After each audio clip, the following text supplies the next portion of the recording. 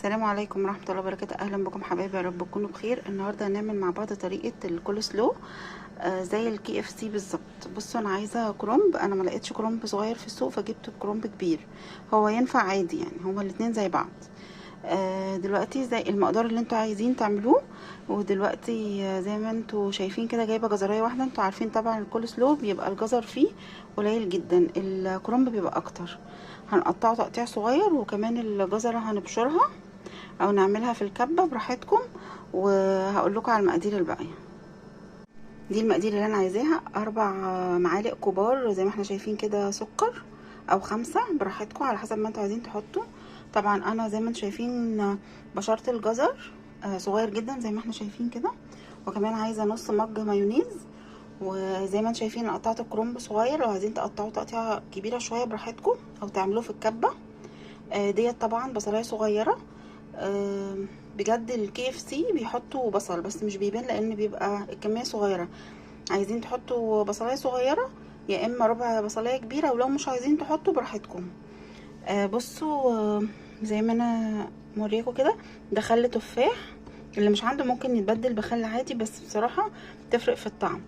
عايزين 4 معالق كبار بس. هي دي المقادير. وممكن لو عايزينها مززه شويه تحطوا نص عصره ليمونه. بس تعالوا بقى مع بعض نشوف هنعمل ايه.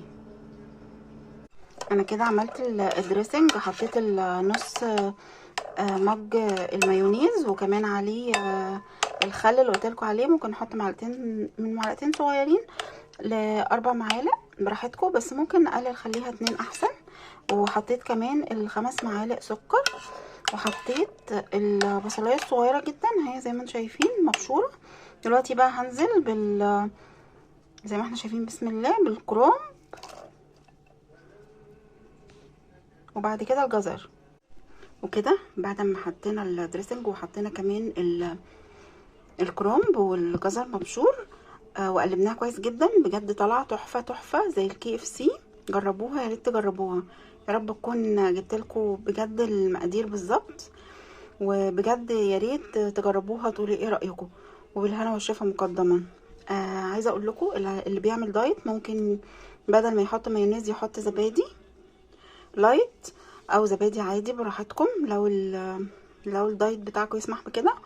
وبدل ما نحط السكر نحط عسل نحل.